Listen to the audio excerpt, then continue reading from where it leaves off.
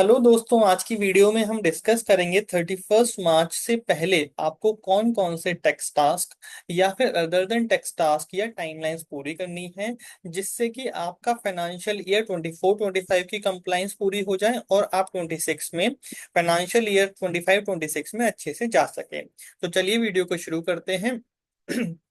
तो सबसे पहला जो बहुत इंपॉर्टेंट चेंज है वो है यूपीआई की जो चेंजेस आ रहे हैं 1 अप्रैल से, जिसका आपको कंप्लायंस 31 मार्च को कर लेना है।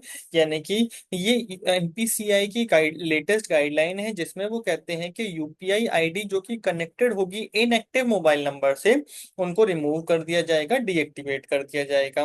कौन कौन से यूजर्स इस अनाउंसमेंट से इम्पैक्ट होंगे? Users who have change their mobile number but have not updated them with their bank will lose access.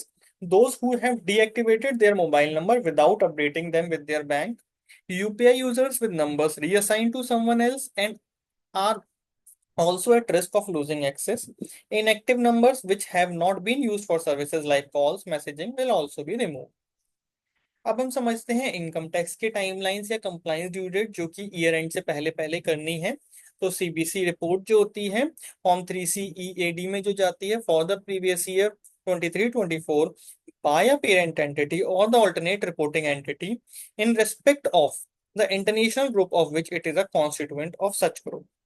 Uploading of a statement of foreign income offered to tax and tax deducted or paid on such income in the previous year 22-23 to claim foreign tax credit in Form 67 if return of income has been furnished within the time specified under Section 139 subsection 1 or 139(4). Furnishing updated income tax return for the assessment year 22-23। Updated return के ऊपर हमने अपनी channel पर detailed video डाली हुई है, आप उसको देख सकते हैं। लास्ट डे टू पे एडवांस टैक्स इज 31 मार्च। अपनी क्रेडिटर्स की लिस्ट अगर आप कंपनी है तो चेक कर लीजिए, जिससे कि आपके ऊपर जो एमएसएमई की कंप्लाइंस लगती है उनका पेमेंट 45 डेज के अंदर अंदर जो करना है वो आप कंप्लाई कर सकें। Tax loss harvesting. Tax loss harvesting होता है जहां पर आपकी इक्विटीज या म्यूचुअल फंड में आप लॉस बुक कर सकते हैं by selling the loss making stock, जिससे कि आपने जो करंट ईयर में गेन अर्न किया है उसको उससे एडजस्ट कर लें, वो भी आप कर सकते हैं 31 मार्च 2025 से पहले। ये टैक्स लॉस हार्वेस्टिंग के बारे में हमने डिटेल्ड वीडियो बनाई है, हमारे चैनल पर वो अवेलेबल है। जीएसटी की activities. LUT renewal for exporters, ये 1 अप्रैल 2025 से पहले यानी कि 31 मार्च 2025 तक करनी है। Businesses engage in the export of goods and services without payment of tax must renew LUT for the financial year 25-26। Failing to renew the same on time may lead to tax liability.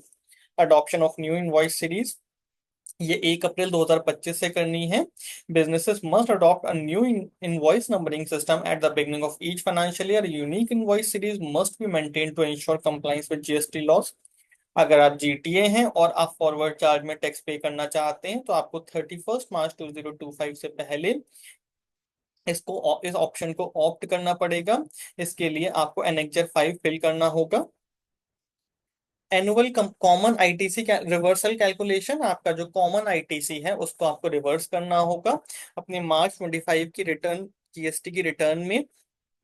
Businesses that claim ITC on common input कौन से होते हैं? जैसे कि banking services में होता है या नॉर्मल भी कंपनी में जो कि एक से ज्यादा सर्विसेज के लिए यूज हो रहे हैं, वहां पर आपको आईटीसी रिवर्सल करना होता है। एमनेस्टी स्कीम अगर आप ऑप्ट करना चाहते हैं, जीएसटी एमनेस्टी स्कीम, तो टैक्स पे करने की टाइमलाइन है 31 मार्च 2025 और फॉर्म सबमिशन की 30 जून 2025 है।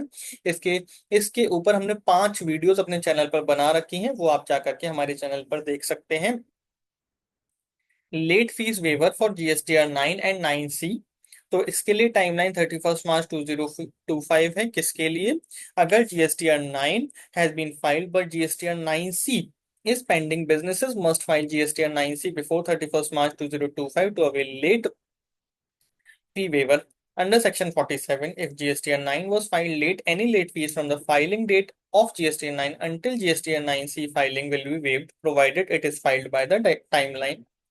Filing of annual ROD TP return जो एआरआर होती है फॉर एक्सपोर्टर्स, तो इसके लिए टाइमलाइन है 31 मार्च 2025, लेकिन ग्रेस पीरियड देकर के ये 30 जून 2025 तक होती है। Import export code holder with RODTP claim exceeding 1 crore must submit an annual ROTEP return before the timeline और 3 मंथ्स का ग्रेस पीरियड है। उसके बाद 10,000 रुपीज की कॉम्पोजिशन फीस लगेगी। ये एक छोटी सी वीडियो थी जिसमें हमने आपको बताया टाइमलाइन जो कि आपको पूरी करनी है 31 मार्च 2025 से पहले कंप्लाई करनी है। आपको अपने टैक्स के reconciliation through out the year करते रहने चाहिए जिससे कि आप पेनल्टीज को इंटरेस्ट को अवॉइड कर सके। You may also subscribe to our YouTube channel @personal tax, जिससे कि हम आपको यहाँ पर कंप्लाइंस के बारे में टाइम टू टाइम बताते रहते हैं और हमारे चैनल की वीडियोस के नोटिफिकेशन भी आपको सबसे पहले आते रहेंगे। Thank you very much.